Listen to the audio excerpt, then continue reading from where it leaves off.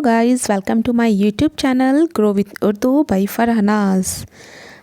आ गई हूँ आपके सामने उर्दू ग्रामर वीडियो का पार्ट 2 लेकर के। लेकिन उससे पहले मैं आपको बता देती हूँ कल हमने क्या क्या पढ़ा था। कल हमने उर्दू ग्रामर में उर्दू ज़बान को जो 5 हिस्सों में तकसीम किया गया है उसके बारे में पढ़ा है। फिर बनावट के लिहाज से हरफ़ों की 2 किस्में होती हैं, उसको हमने तफसील से पढ़ा है, जिसमें हमारा क्या था, मफरूद अल्फाज थे और कंपाउंड लेटर थे, यानी कि मरकब हर्फ थे और मफरूद हर्फ थे। ठीक है। उसके बाद हमने एराब के बारे में पढ़ा, एराब कौन कौन से होते हैं, कैसे लगते हैं, जिसमें से हमारा एराब का एक रह गया था और वो है तनवीन। वो हम आज शुरू करेंगे। ठीक है। लेकिन उससे पहले मैं आप सभी से दरख्वास्त करना चाहूँगी कि जिन साथियों ने अभी तक भी मेरा चैनल सब्सक्राइब नहीं किया है तो प्लीज़ जल्दी से चैनल को सब्सक्राइब कीजिए, वीडियो को लाइक कीजिए, शेयर कीजिए और अपने कमेंट्स ज़रूर कीजिएगा कि आपको वीडियो कैसी लग रही है। चलिए अब जल्दी से वक्त ज़ाया ना करते हुए पढ़ाई शुरू करते हैं। तो चलिए आइए पढ़ते हैं तनवीन के बारे में। ठीक है। तनवीन क्या होती है? तनवीन किसी लफ्ज़ का आखिरी हर्फ नून ना होने के बावजूद भी क्या हो, नून की आवाज़ पैदा करे तो इस पर तनवीन कैसे होती है, यानी अलिफ और उसके ऊपर 2 मद होते हैं। ठीक है। ये अलिफ के ऊपर 2 मद जहाँ भी होंगे ज़बर, वहाँ पर क्या होगा, तनवीन होगा। ठीक है। तनवीन की अलामत लगाते हैं, जैसे मजबूरन, मसलन, इत्तिफाकन, अजमालन, हरफन, फ़ौरन वगैरह। फ़ौरन तो आपने बहुत सुना होगा मम्मी से, है ना, जल्दी से चलो ये प्लेट उठा के लाओ फ़ौरन, नहीं तो आई होप समझ गए आप। एराब और अलामातों के अलावा हस्बे ज़ेल इस्तिलाहात को जानना भी ज़रूरी है। जी हाँ, एराब के अलावा अब हम इन जो है इस्तिलाहात को जानेंगे। जैसे कि नंबर 1 पर क्या है जी, अलिफ मकसूरहा। मकसूरहा के मायने हैं कम किया हुआ या छोटा किया हुआ। जिस हर्फ के ऊपर अलिफ का छोटा सा टुकड़ा निशान लगा होता है उसे अलिफ मकसूरा कहते हैं। ये आवाज़ भी अलिफ ही की देता है, जैसे आला, अदना, फतवा, है ना, मुस्तफ़ा, मुर्तज़ा, मौला वगैरह, है ना। जैसे हम अगर अदना लिखें तो यहाँ पे ये अलिफ खड़ा हो जाएगा। ठीक है। आई बात समझ में? वैसे जदीद इमला में इस लफ्ज़ों को इस तरह लिखा जाने लगा है, आला, अदना, फतवा, मुस्तफ़ा, मौला वगैरह। ये अंजुमन तरक्की उर्दू की इस्लाह है ना, कि पहले तो कैसे लिखा जाता था, ऐसे लिखा जाता था, लेकिन उसके बाद ये किस तरह से लिखा जाने लगा है, इस तरह से, यानी अलिफ साथ में लगने लगा है। ठीक है। और ये किसके सबब हुआ है, अंजुमन तरक्की के सबब हुआ है। ठीक है। चलिए दूसरा पढ़ते हैं, हाय मलफूजी। ठीक है। हाय मलफूजी, इस है को कहते हैं जो साफ़ तौर पर पढ़ी जाए और इसका तलफ़ुज़ ह साफ ज़ाहिर होता है, जैसे वाह, शाह, राह, आह वगैरह, है ना। ये वाली है जो बनती है ओ की तरह जो बनती है इंग्लिश में। ठीक है। तीसरा है हमारा हाय खफ़ी या हाय मख्तफ़ा। थोड़ा सा बड़ा कर देती हूँ, मुझे लग रहा है आप शायद नहीं देख पा रहे होंगे, इसको थोड़ा सा मैं बड़ा कर देती हूँ ताकि अब समझ में आ जाए। अब आपको ठीक दिख रहा होगा, उम्मीद करती हूँ। हाय खफ़ी या हाय मख्फ़ा, इस है को कहते हैं जो साफ़ तौर पर पढ़ने में ना आए और सिर्फ अपने से पहले की हरकत को ज़ाहिर करे। मसलन नामा, जामा, हामा, नाला, आला, हंगामा वगैरह की है। इनमें मीम, लाम, मीम अलिफ कब्ल हर्फ हैं जो अपनी आवाज़ में है की आवाज़ को छुपाए होते हैं। 4th होता है वाव वाव मारूफ। उन वाव को कहते हैं जो उल्टे पेश के साथ खींचकर पढ़ा जाए, जैसे हूर, नूर। जैसे ये हुआ नूर, ये उल्टा हो गया और ये रे हो गया।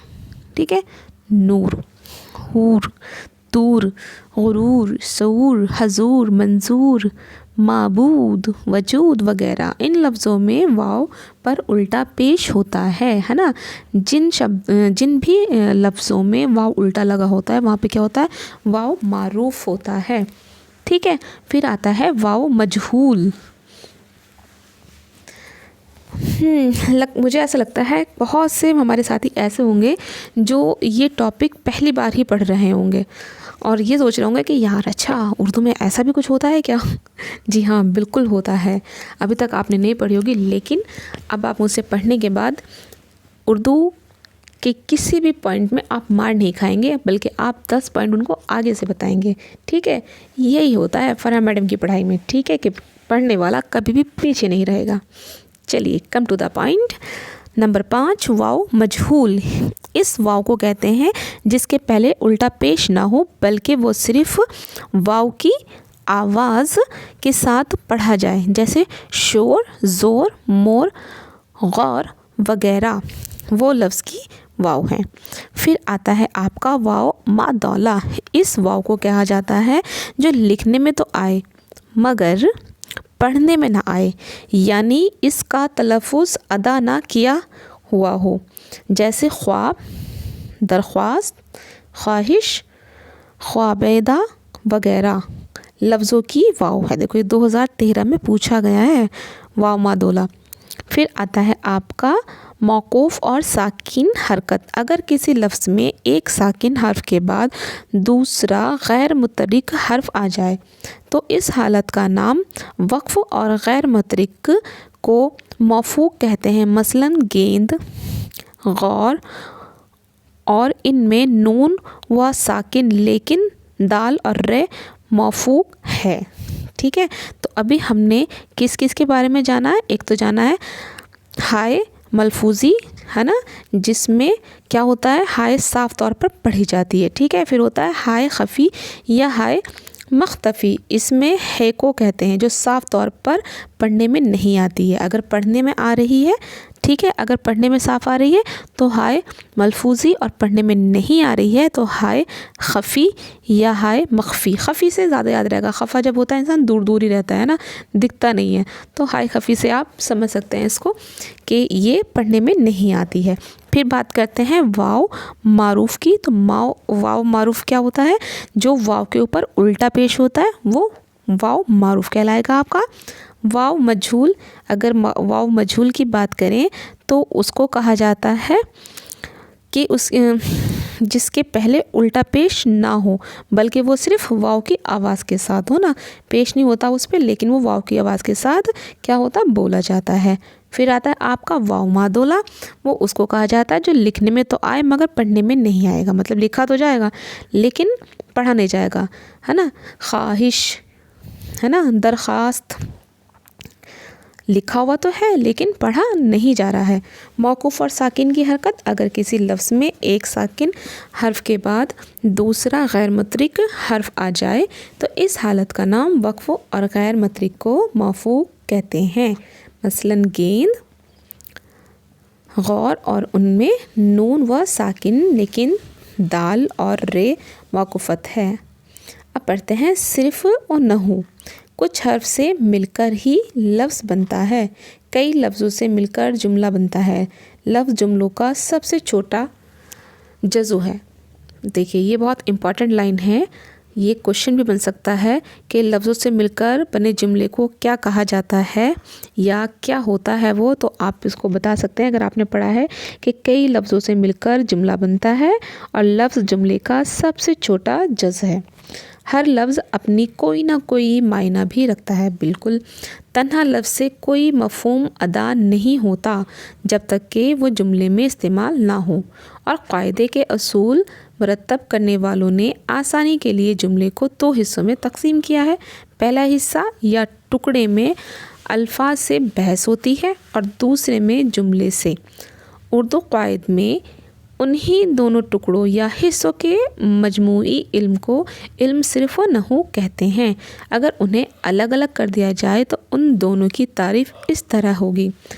دیکھیے اگر علم صرف کریں وہ علم ہے جو ہمیں لفظوں کے بارے میں بتاتا ہے. इसमें लफ्ज़ की तक़सीम, एक लफ्ज़ का दूसरे लफ्ज़ से ताल्लुक़, लफ्ज़ की अपनी हैसियत या उसकी तब्दीली वग़ैरह से जो नई सूरत पैदा हो जाती है, उस सब का ज़िक्र इल्म सौफ़ में आ जाता है। ठीक है। या इल्म सिर्फ़ वो है जिसमें बामायने लफ्ज़ों के हर्फ और हरकत की तब्दीलियों की तरह से बहस की जाती है। इस इल्म में बताया जाता है कि हर्फ़ों के उलट फेर से कैसे जुदा जुदा अल्फाज बन जाते हैं और इस उलट फेर से अल्फाज किस तरह नए नए मायने पैदा होते जाते हैं। ठीक है जी। तो ये था इल्म सफ़ो, यानी कि किस तरह से अल्फाजों के मायने बयान होते हैं। अब आप इल्म नहू की बात करते हैं। इल्म नहू वो इल्म है जिसमें जुमलों की तरकीब व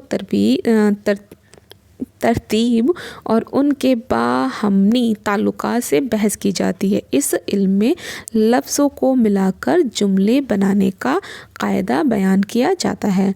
जुमलों की साख्त या बनावट का इल्म इसी के ज़रिए होता है। जुमलों में फ़ाइल, फ़ेल, मफ़ूल, मुबतल और फ़अल नाक़िस वगैरह होते हैं। ये हम आपको आगे पढ़ाएंगे। फ़ेल क्या होता है, मफ़ूल क्या होता है, मुबद्दल और फ़ेल नाक़िस क्या होता है, ये हम आपको जब आगे की वीडियो ग्रामर की स्टार्ट होगी उसमें आपको मैं तफसील से एक एक के बारे में समझाऊंगी। ठीक है। क्योंकि अभी हम यहाँ पर क्या पढ़ रहे हैं, सिर्फ इसके हर्फ के बारे में पढ़ रहे हैं और उनके डेफिनेशंस को हम जान रहे हैं। ठीक है। तो इन चीज़ों को अभी यहाँ पर एक्सप्लेन करना सही नहीं होगा। जब हम इनके बारे में आगे पढ़ेंगे उसमें आपको अच्छे से समझ में आ जाएगा। बहरहाल आप इसको इतना समझ लीजिए कि जुमलों में फ़ाइल, फ़ेल, मफ़ूल, मुबद्दल और फ़ेल का नाक़िस वगैरह होते हैं।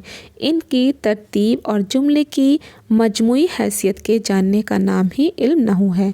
इल्म सिर्फ़ और इल्म नहू में फ़र्क। अब देखिए इनमें फ़र्क क्या होता है। इल्म सिर्फ़ में जुमले के हर एक लफ्ज़ से बहस होती है, यानी लफ्ज़ की जिन्स, तादाद, ज़माना और हालत वगैरह का बयान होता है। जबकि इल्म नहू में अल्फाज और जुमलों की बाहमी ताल्लुक़ से बहस होती है। तो प्यारे साथियों, ये था आज हमारा ग्रामर, उर्दू ग्रामर का पार्ट 2। उम्मीद करती हूँ कि ये टॉपिक आपको बखूबी समझ में आ गया होगा। और अब आपका उर्दू अल्फ़ाबेट की अगर बात करूँ, अगर मैं आपको इंग्लिश में समझाना चाहूँ तो उर्दू अल्फ़ाबेट में अब आपका कोई भी डाउट नहीं रहा होगा। ठीक है। तो इस वीडियो को आप ज़रूर देखिएगा और जिन साथियों ने अभी तक हमारी पहली वीडियो नहीं देखी है उर्दू ग्रामर की पार्ट 1, वो प्लीज़ ज़रूर से देख लीजिएगा। मैं इस वीडियो के नीचे उसका लिंक आपको शेयर कर दूँगी, आप वहाँ जा कर के उस वीडियो को आसानी से देख सकते हैं। ठीक है। इंशाल्लाह जल्द मिलते हैं आपसे नेक्स्ट वीडियो के साथ। तब तक अपना ख्याल रखें, खुश रहें और चैनल को सब्सक्राइब कराना ना भूलें। अपने दोस्तों से भी कहें। ठीक है। जो भी आपके दोस्त हैं जो उर्दू के एग्ज़ाम की तैयारी कर रहे हैं उनके साथ शेयर करना बिल्कुल नहीं भूलें।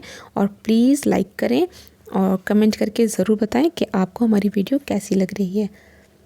Okay, bye bye, take care.